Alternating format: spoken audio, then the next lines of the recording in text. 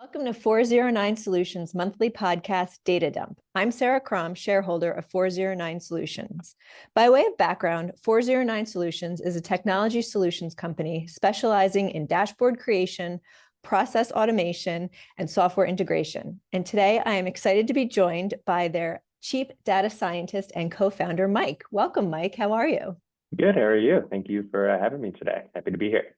I'm so excited about today's episode because we have our first case study to share with the audience. So we've done some informational podcasts up until this point, getting to know the team at 409 and a few other things, but this is the first time we're actually going to have visuals. So thank you for joining us, and let's kick it off if you're ready. Yeah, I'm ready to go. Great. So the case study that you're going to share with us today, let's give some context here. What was the problem that the client came to with that they wanted a solution for? Yeah, so like a lot of our clients, this particular client grew rapidly, which is, of course, not a bad thing, right?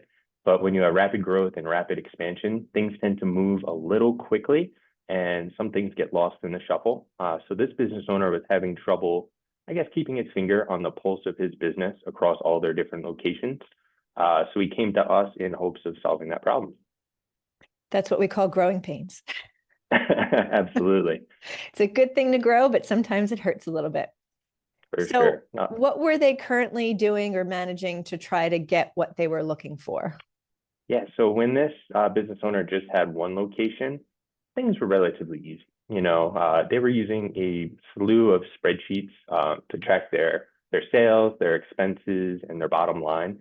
But as things grew and as they got multiple locations, that went from pulling 3 reports to 6 to 9 to 12 to 15, and it kind of continued to grow like that.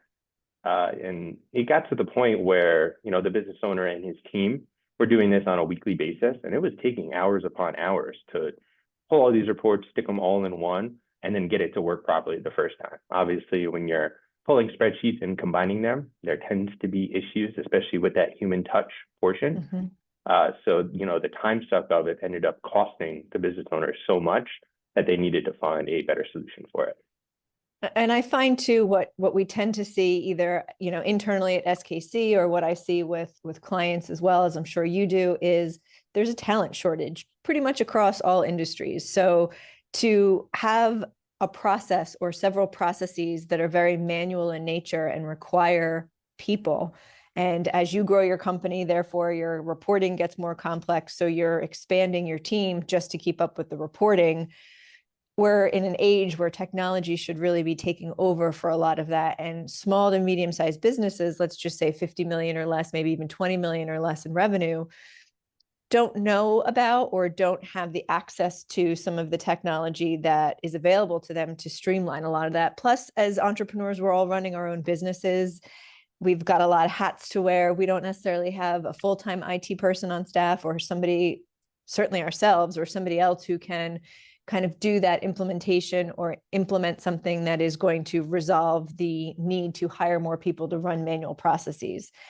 Plus, on the people side of things, I find no one really wants to do repetitive work. It's not satisfying. It's not rewarding. It certainly makes the day crawl by and is very monotonous. And it also, I've found, when you have repetitive, to your point, this particular client, every week they're running these reports. What happens when somebody takes a PTO day or somebody gets sick or whatever it might be? How are we handling that? And it just overcomplicates what I think technology can be used to really streamline and make efficient. So how did you guys solve for this particular client? Yeah, so for this client, we ended up putting together a dashboard that we called the locations dashboard. So the client was well aware of his overarching totals, right? You go to QuickBooks, you can see his sales, his expenses, bottom line for all of his locations. But the problem was he did not have any detail on the different individuals and what their specific stats are. And with the old process, I'd say it became a major bottleneck for the business owner, kind of like we talked about. But when you're doing that weekly, if somebody's taking PTO and you're trying to make a decision based on the week's data or yesterday's data, if you have to wait 2 to 3 hours for the reports to finally be done, that's 2 to 3 hours that you wasted essentially in that delay. Mm-hmm. Now, is this a solution, or did the client come to you wanting a solution for this, or was this somehow something that you guys saw the process as it was and said, oh, there's a better way than this, and the client didn't even necessarily know to ask for it? Yeah, it was, we created that overarching dashboard that I referenced earlier that kind of had the whole company.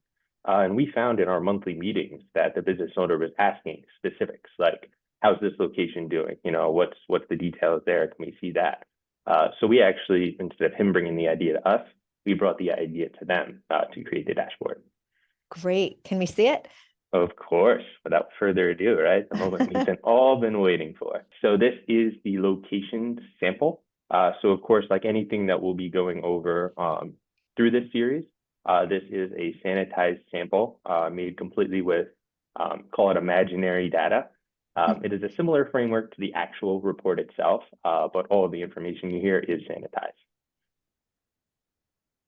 All right, Great. so let's get into some of the details here.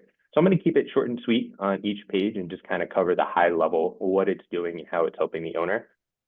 So this is the first page, and I think it's the best page. Personally, it's the most overarching about the entire business. But what we're looking at is the entire sales versus expense for the organization as a whole. Up top here, we just have some high level numbers, and then of course, beautiful charts as we always like to see. But this one here is my favorite, and it compares the sales and expenses by month for the organization. So obviously we like to see this green one higher than the red one, but that's not always the case. And it's important to find out where that red bar is higher than the green bar. But the powerful part of this page itself is we have this slicer up top, and you notice it's a bunch of states. So like I said earlier, this business owner started in one state and has now expanded out to 6 and is looking to grow more. So this dashboard will expand as the years go on here. But what's really nice with this one is if you want to see specific detail on your New York business, you just click here, and these are the stats for New York. You can look at a combination of 2 if you click more than one, but essentially it just allows you to see which one is doing well and which one is not doing so well. I love that at first glimpse of this, it's not overwhelming. And I happen to be a numbers person, but looking at this, it seems very digestible. The graphics for the states, I think, are brilliant for people that are, more visual than they are anything else in interpreting data. And, just the fact that in the accounting field, when we put financial statements down in front of people, balance sheet, profit and loss, that can be very overwhelming to them. And they basically say in response many times, what do I need to be looking at? And I think this is a very clean snapshot of that. And I love that it aggregates all of the data for all the different locations for the client. Absolutely. Yeah, so the next one we can jump into is sales. So of course, sales, we want them to be going up at all times, right? That's important, but it's also important to understand the detail of who's selling what and where.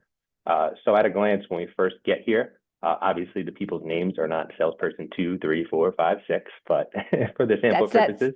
Sanitized data you were saying, right? Absolutely, yep. But here we can see all the different salespeople and the amount that they have sold within the period that we're looking at. Over here, it's just a pie chart to see at a glance who's selling the most and who's selling the least. At the bottom left here, we have sales by month. It's an important thing to show because like a lot of businesses, it can be cyclical, right? Where you have some months that are higher, some months that are lower. So it's good to be able to identify which months you're doing better or which months you're doing worse. And then down here at the bottom, we have a nice color-coded map visual. So on this one, the darker the blue, the higher the sales are, the lighter the color, the lower the sales are. So hovering over this, we can see some specific stats on different items. But once again, like the other pages, the most powerful part is actually clicking a specific state. You click on that and you can see the salespeople who operate in that state. You can see the splits on who's selling the most. And then this one zooms in so you can go right to the state on the map. So the detail of sales, is this something that obviously it's broken out by geography and by salesperson? Do the sales team members get to see this data on themselves? Yes. So actually for this specific client, each of the sales members in the organization actually has their own dashboard. So they log in, they have it on their iPads, on their phones, And at any given point during the day, they can log in and they can see, their most recent sales, their billings, what's outstanding, and all of that great stuff. And that's one I think we'll definitely be jumping into on a future podcast. Yeah, and that's fantastic because as a business owner, of course, this is valuable data to look at. As a sales manager, this is valuable data to look at. But if you can do security restrictions and have custom dashboards by salesperson, that is just even better than, having just the business owner look at it. Because if we want to drive behavior, if we want to uncover, discrepancies in success by salesperson, this is really the way to do it. And, PS, it's in real time. We're not looking at historical data here. So it's fantastic. Love it. What else For do we sure. have? Yeah, I'll say, informed employees are the best employees, right? You never want to keep them in the dark on the information and data that applies to their day to day and actually helps them perform at a higher level on their daily tasks. Well, especially on the sales side of things, where most compensation or bonuses or commissions are generated by performance. And if we're not monitoring the performance and measuring the performance, we can't change the behavior that goes behind that. So Mm-hmm. this is great. Exactly. Yeah, the next one we could jump into is expenses. So very similar page to the one that we just looked at, except this is in the context of expenses. So obviously sales are good, expenses can be bad, but expenses are necessary. So it's good to, get an idea of where the most expenses are coming from. And if you notice from this page to this page, Massachusetts was our darkest color. And once again, it is our darkest color. So the two do tend to go hand in hand. But this page actually breaks out all of the expenses by type. So we can see where we're spending our money and how. And then just like the other, you can filter down to one specific state to be able to see those expenses for it.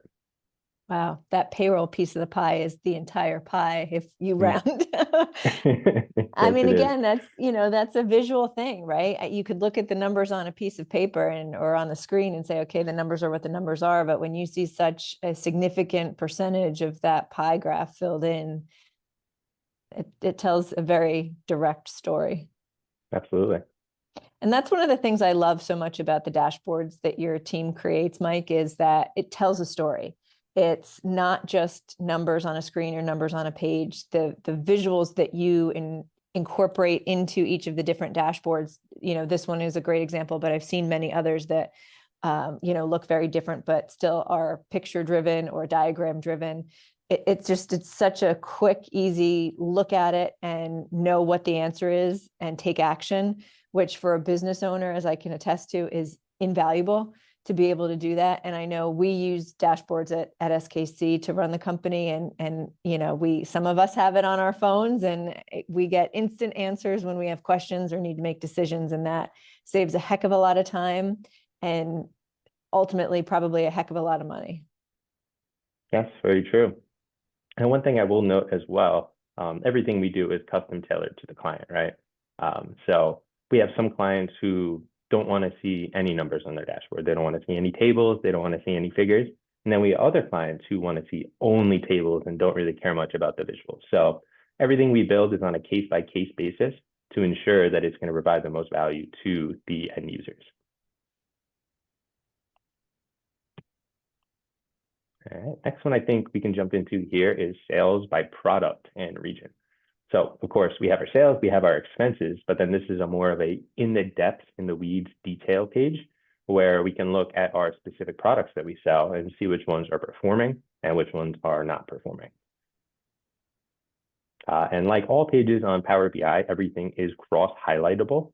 So if I was to click on product number 58 here, it actually highlights these other visuals here to show you the density of sales by the region, which I think is pretty cool to see.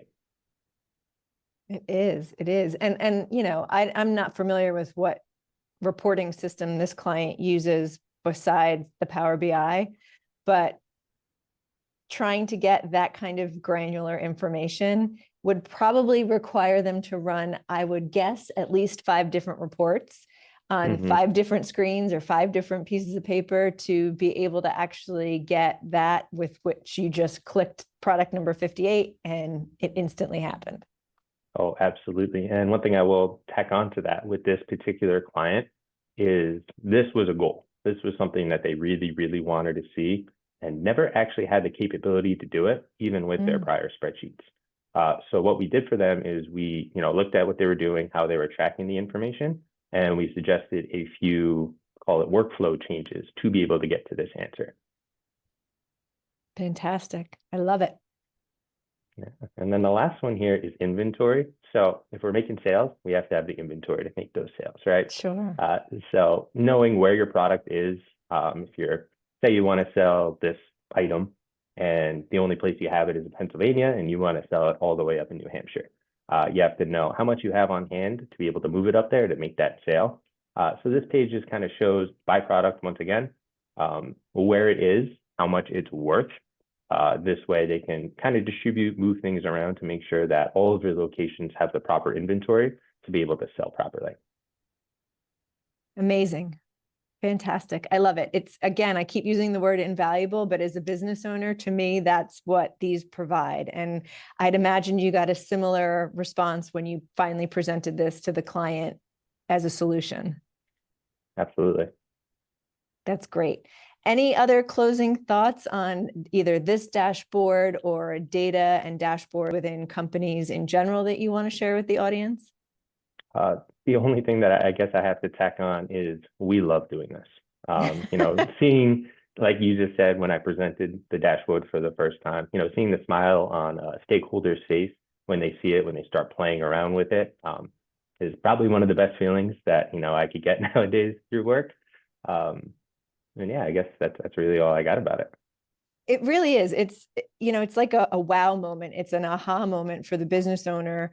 And I've seen it happen where they've said to us in the room, how did I run my business without this? And, it's one of those things, you don't know what you don't know. And if you don't know these solutions are out there, you don't even know to ask. You just know the end result of what you want on your report or what you want your data to tell you. And you get there based on how you can figure out how to get there or how your team can. So this service that you guys provide, I think, is fantastic. And I thank you so much for sharing it with us today, Mike. Of course. Happy, of course. I hope you and your team bring us many more case studies so the audience can see this magic that you guys are capable of. Absolutely. Looking forward to it. Thank you for joining us, and please tune in next month for the next episode of 409 Solutions Data Dump.